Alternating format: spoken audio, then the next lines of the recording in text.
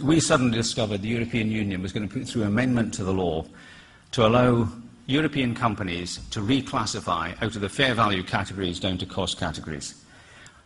We discovered we had 5 days. It was going through Parliament, they had the votes.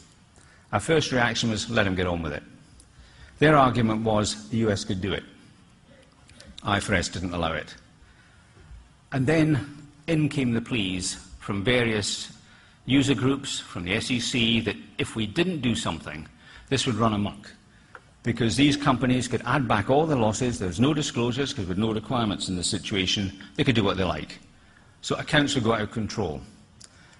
So we stepped in, very reluctantly, 2 or 3 of us even thought of resigning, and we put in disclosures. For as long as you have any instrument that was reclassified, you have to show what the profit would be and what the effect on the balance sheet would be. And that damaged us. We know that. What was the alternative? That's what we looked at. We had long debates about whether it was worth doing. And we know it damaged us. Right afterwards, they came back with more demands. And this time with FASB, we had round tables in Tokyo, in New York, in London, and we all agreed we wouldn't do this. We would do it together, and we'd actually concentrate on working on the main standard. So we flatly refused to do it. And that's one of the problems we have. There's problems coming all the time at us. Somebody's asked what this job's like sometimes, and it's almost like a question that appeared in the Metropolitan London Police exam. And they said, you're proceeding in a westerly direction, and you come to a busy intersection where a truck has shed its load. The driver and his mate are doing nothing to clear up the obstruction, contrary to the Obstruction of the Traffic Act of 1963. The drivers are gridlocked and extremely angry, in fact to form a riotous assembly, contrary to the Riot Act of 1790. At the edge of this riot, 2 dogs, a pit bull terrier and a Rottweiler, making amorous advances towards each other. Neither is muzzled, contrary to the Dangerous Dogs Act of 1991.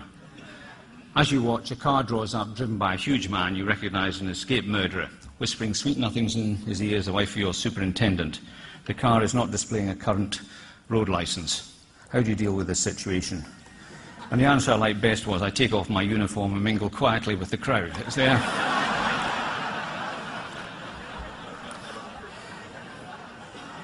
Well, Bob and I have felt like that many times in the last year. Because, as you know, that FASB came under pressure from Congress to change the impairment rules, and instantly, within 2 days, in comes the message from Europe, we want this as well. But our rules are quite different, FASB. We don't have other than temporarily impaired. We don't have the notion of securities. We allow certain ones to be reversed in certain situations with different criteria. This would mean ripping out great chunks of our standards and sticking in a whole lot of SEC guidance and everything else. We refused, and we decided we're going to amend the standard in line with what we'd already exposed in our small and medium enterprise standard in 2007 and in the discussion paper that we put forward with FASB last year. So I was invited to go to the ECOFIN meeting, which is the meeting of the European finance ministers, 27 of them, to be shaken warmly by the throat and to give our marching orders. Now, fortunately, in these situations, they don't know a lot about accounting. So when you start telling them what you actually intend to do instead of what they think you ought to do, they're rather disadvantaged. Now, I don't know if you've ever read IAS 39, but if you understand it, you haven't read it properly. But it's been an absolute pain in the neck. We've had fight after fight after fight of this standard, mainly with the French, I may say. But now we're working in an atmosphere of mutual trust and understanding. They don't trust me and I don't understand them. And if I go to France, I'm treated like a king, and you know what the French did with their kings.